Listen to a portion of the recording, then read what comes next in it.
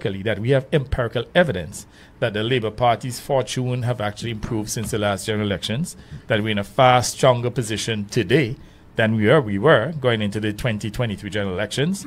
I heard Harold Lovell, for example, trying to state otherwise, and he made tried to make a case that I'm most unpopular. Now, he has no empirical evidence to support that. But we in the Labour Party, we have empirical evidence to support the fact that the Labour Party has grown, that we're getting stronger, and that we are poised to continue to maintain the governance of this country.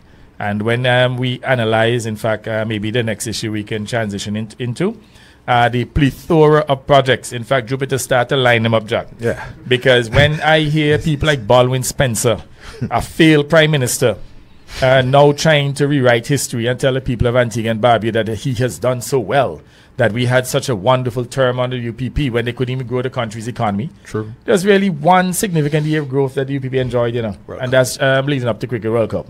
So they got about 12%, which was an outlier. By the following year, they had minus 1%. So you can see that it was not no specific effort or efforts of the UPP that resulted in that 12%. It was driven by an exogenous event, which many of us actually ended up with the unfortunate situation which we believe that we're going to make a lot of money, invested a significant amount of monies.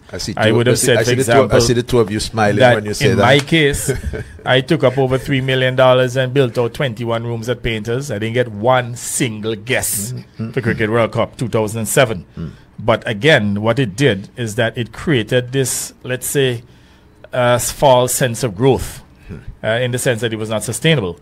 And with the following year, we had minus 1%. Let us not forget, too, that under the leadership, I can't use the word leadership with any people, any of these people like Harold Lovell and Richard Lewis. But under the rulership of Baldwin Spencer and Harold Lovell, between 2009 and 2014, there was only 1 year of growth of about 2 or 3%. All the other years, you had an aggregate contraction of 25%. So there was a net reduction in the country's economy by 22% between 2009 and 2014. Okay, they blame the global crisis. Fine. Let us compare that now to the Antigua and Barbuda Labour Party, in which we had a far more impactful crisis in COVID. We saw a reduction of about 18% in 1 year in 2020.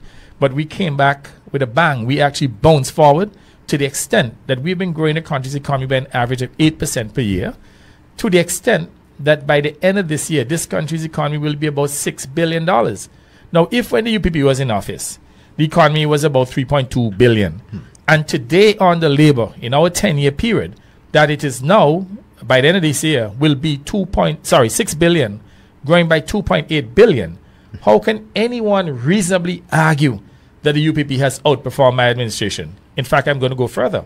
There is no other administration in the history of this country that has had stronger economic growth, consistent economic growth than my administration, not even under the years of Sevilla.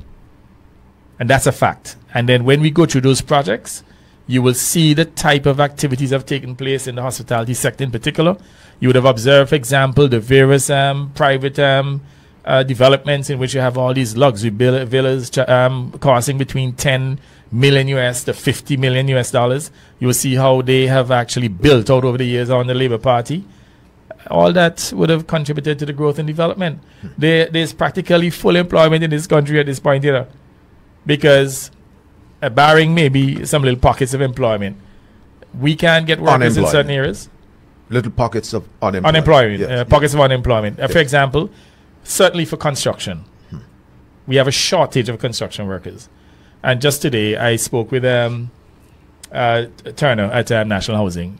We may have to bring in about probably 30, 40 masons and another 30, 40 carpenters. Otherwise, we cannot meet the demand for housing for people coming through national construction alone, national housing alone.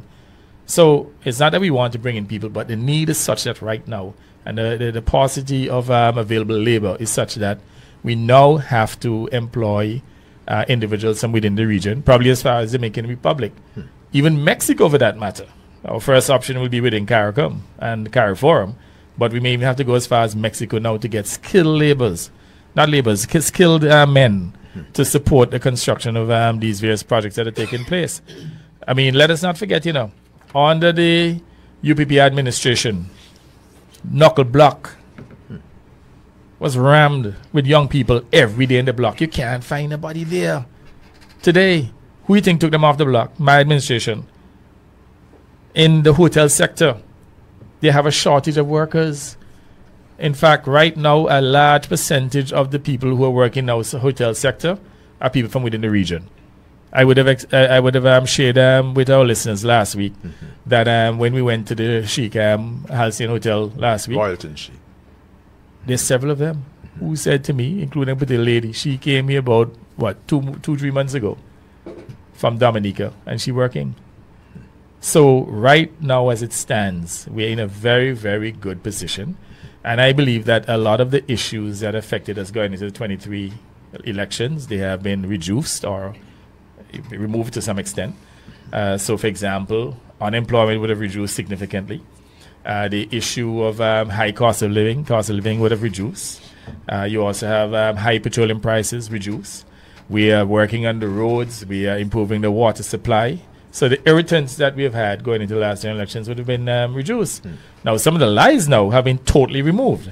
So the lie that I was wanted by the FBI, I hope Antiguans and Barbadians will never forgive them for that lie that they promoted within the UPP to say that I was wanted by the FBI and that on the basis that I lose, or if I did not lose by the time the elections would have concluded, I would have found myself in jail. They also said I brought in $4 billion from Africa in one of the flights that came here. I don't know how $4 billion will hold in a plane, but I guess some people didn't have any understanding as to what $4 billion is, and they believed it. Then you had the situation with the African migrants, the conflict migrants, which came on the heels of the elections. That hurt us as well because they say we're involved in migrant smuggling. It was just a confluence of issues.